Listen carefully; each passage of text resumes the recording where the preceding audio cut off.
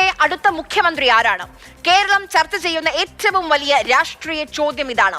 തുടർ ഭരണത്തിലൂടെ ഇടത് സർക്കാർ തുടർന്നാൽ ആ ചോദ്യത്തിന് ഉത്തരമുണ്ട് പിണറായി വിജയൻ.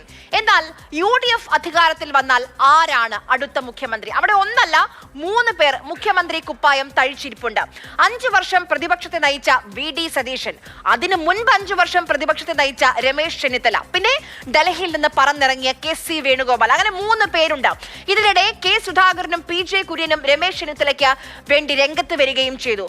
ആദ്യം മുഖ്യമന്ത്രിയാകുമോ എന്ന ചോദ്യത്തിന് KC നൽകുന്ന മറുപടി കേൾക്കാം നമുക്ക്. 24 മണിക്കൂറും ഈ പാർട്ടിക്ക് വേണ്ടി കഠിനാധ്വാനം ചെയ്തിട്ട് തെരഞ്ഞെടുപ്പിൽ മത്സരിക്കണമെന്ന് ആഗ്രഹം ഉണ്ടാകുമ്പോൾ അത് കിട്ടാതെ പോകുന്നവർ, പക്ഷേ ഒരു വാക്ക് പാർട്ടി നേതൃത്വം പറയുമ്പോൾ അത് മനസ്സിലാക്കി പിൻവലിച്ച് വിഷമങ്ങളെല്ലാം മനസ്സിലൊതുക്കിയിട്ട് പാർട്ടി സ്ഥാനാർത്ഥിയെ വിജയിപ്പിക്കാൻ വേണ്ടി രംഗത്തിറക്കുന്നവർ, അവരെ ചേർത്ത് നിർത്തുക. ഇതാണ് എൻ്റെ സന്തോഷം. ഒരു മുഖ്യമന്ത്രി കസേരയിലല്ല, അങ്ങനെ ഒരു ആഗ്രഹവും വ്യക്തിപരമായിട്ട് വെച്ച് പുലർത്തുന്ന ഒരാളല്ല ഞാൻ എന്ന് ഞാൻ ക്ലിയർ ആയിട്ട് നിങ്ങളോട് മാതൃഭൂമി ചാനലിലൂടെ പറയാൻ ആഗ്രഹിക്കുന്നു. രമേശ് ചെന്നിത്തലയെ പിന്തുണച്ചുള്ള മുതിർന്ന നേതാക്കളുടെ പിന്തുണയെ എങ്ങനെയാണ് VD സതീശൻ കാണുന്നത്?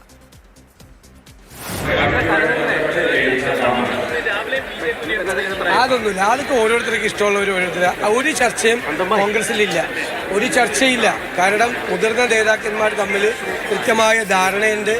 അഖിലേന്ത്യാ കോൺഗ്രസ് കമ്മിറ്റിക്ക് ഒരു പ്രൊസീജിയറുണ്ട്.